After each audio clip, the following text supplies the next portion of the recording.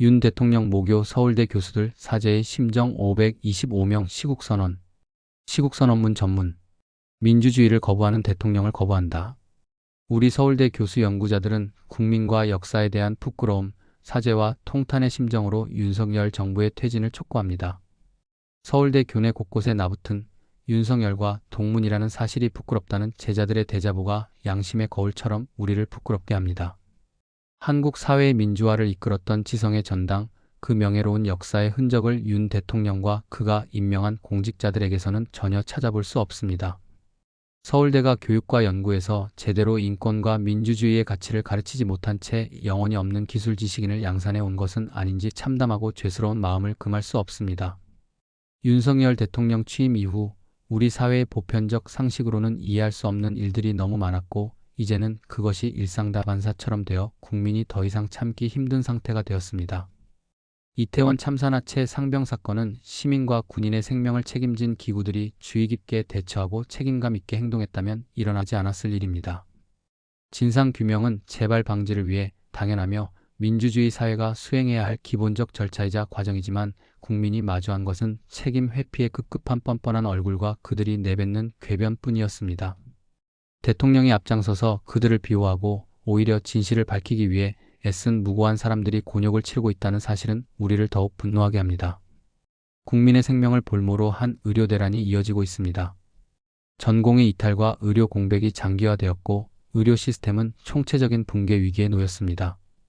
그럼에도 정부는 대화를 통해 사태를 해결하려는 노력은 등한시한 채 공허한 의료개혁이라는 자기 최면 구호만 반복합니다.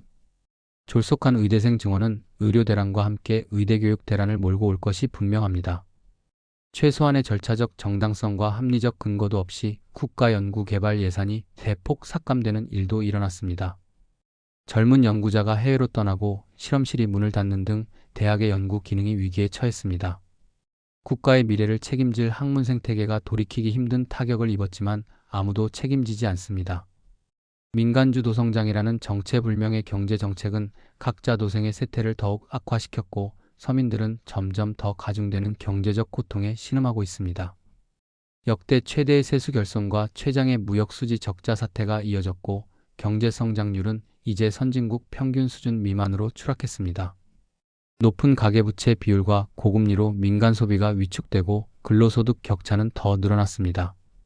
폐업한 소상공인의 숫자와 규모가 최고치를 경신하고 민생 경제의 상황은 최악으로 치닫고 있는데도 정부는 속수무책이며 대통령은 근거 없는 낙관론으로 국민을 기망하고 있습니다. 휴전선 인접 지역 주민들이 북한 확성기 소음으로 밤잠을 못 이루고 심지어 많은 분이 신경정신과를 찾습니다. 국민의 일상을 위협하는 대북 정책이 과연 올바른 것인지, 왜 정부는 아무런 대책도 세우지 않는지, 왜 이전에 일어나지 않던 일들이 현 정부에서 빈발하는지, 북한이 다른 나라에 파병한다는 보도만으로 우리와 관련 없는 전쟁에 무기와 군인을 보내야 국민의 안보가 더 든든해지는 것인지 묻지 않을 수 없습니다. 분단 이후 긴장과 공포 속에서 축적한 역사적 경험을 통해 우리가 얻은 교훈은 평화 없이는 안보도 안정도 없다는 것입니다. 지금 정부가 지키려는 것이 국민의 안보입니까? 정권의 안보입니까? 윤석열 정부의 외교 성적표는 더 참담합니다. 역대 어느 정권보다 잦은 대통령 외국 순방의 결과로 국민에게 던져진 성과물은 바이든인지 날리면인지 묻는 전 국민 청력 테스트와 순방 중 부인의 명품 쇼핑 논란이었습니다. 한일 간 외교를 정상화한다는 미명 하에 이루어진 정상 외교는 후쿠시마 오염수 방류와 강제 동원된 조선인들의 원한이 서린 사도광산의 유네스코 세계유산 등록으로 돌아왔습니다. 국민의 자존심에 먹칠을 하는 대일구력 외교를 지켜보며 이제 많은 이들이 독도 영유권 분쟁의 현실화를 우려하고 있습니다. 일제 침략에 희생된 자국민의 생명과 인권을 2차, 3차 가해하는 무도한 인사들이 요직에 임명되고 대한민국 정치의 보수와 진보가 함께 이룩한 헌법적 합의와 독립투쟁의 역사가 무참히 훼손되는 참상을 목도하면서 일본의 밀정이 정부의 주요 공직을 장악했다는 개탄까지 나오고 있습니다. 정부의 실정보다 더 심각한 것은 민주주의 시스템의 붕괴입니다. 민주주의가 일상의 차원에서 제대로 작동하지 않고 오히려 민주주의를 지켜야 할 기구들이 우리 사회의 민주주의적 제도와 시스템을 훼손하고 있습니다. 정치를 정적과 비판 세력에 대한 수사와 기소로 대체한 검사 출신 대통령과 권력의 비호에 앞장서는 검찰로 인해 국민들은 더 이상 사정기관과 사법기관의 공정성과 정의를 믿을 수 없게 되었습니다. 진실을 밝히기 위해 용기를 낸 소수의 의인들이 무너지는 민주주의를 가까스로 지탱해주고 있습니다. 언론의 권력 비판 기능과 국민의 인권과 알 권리를 지켜야 할 민주주의 시스템이 오히려 언론과 국민의 비판 목소리를 틀어막는 데 악용되는 일도 버젓이 벌어지고 있습니다. 국가인권위원회, 방송통신위원회, 방송통신심의위원회 등 인권과 언론 자유를 지켜야 할 감시기구의 반인권적 행태와 언론 탄압을 자행해 온 인사를 임명하는 작태가 현실이 되었습니다. 이제 권력에 대한 언론의 비판과 감시 기능이 사라졌습니다.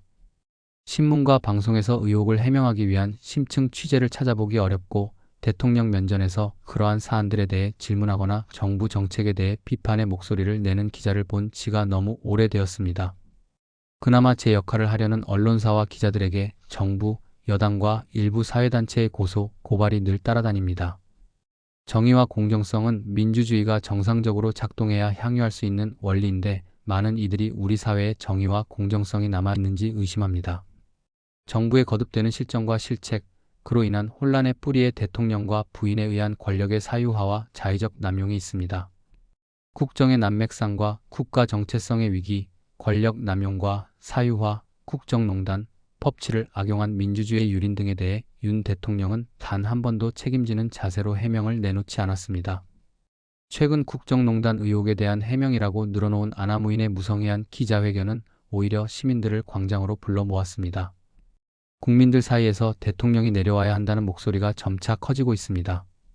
박근혜 대통령 탄핵으로 민주주의가 안착되고 개혁이 추진될 줄 알았는데 채 10년도 되지 않아 민주주의가 무너지고 정치, 사회, 경제, 문화 등 모든 영역에서 역행과 퇴행이 심각합니다.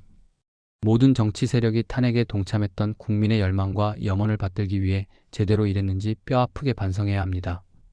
대통령과 정부가 권력 수호와 비판 세력의 입을 막는 데만 몰두하면서 미래 한국 사회를 위해서나 지구촌의 한 구성원으로서 맡겨진 역할을 다하기 위해서 필요한 평화, 경제정의, 생태환경 등에 대한 논의와 준비가 제대로 이루어지지 않고 있습니다.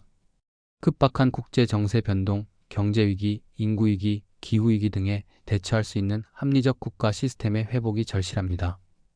윤 대통령이 하루라도 빨리 물러나야 합니다. 한국 사회의 장래를 위해서 그의 사퇴는 필연적입니다. 거부권은 결코 대통령의 특권이 아닙니다. 이제 국민이 대통령을 거부합니다. 국민 대다수는 이미 심정적으로 윤 대통령을 해고했습니다. 그리고 김건희를 둘러싼 각종 의혹, 그것을 은폐하기 위한 권력의 자의적 남용, 최근 불거진 공천 개입과 국정농단 의혹의 진실을 밝히기 위한 특검은 무너지는 민주주의를 일으켜 세우는 첫걸음이 될 것입니다. 대한민국 국민의 한 사람으로서 윤석열 대통령 퇴진과 김건희 특검의 뜻을 모은 동료 시민들, 전국 각 대학의 동료 교수 연구자들과 함께 윤석열 정부의 조속한 퇴진을 강력하게 촉구합니다. 2024년 11월 28일 윤석열 대통령 퇴진과 김건희 특검을 촉구하는 서울대학교 교수 연구자 일동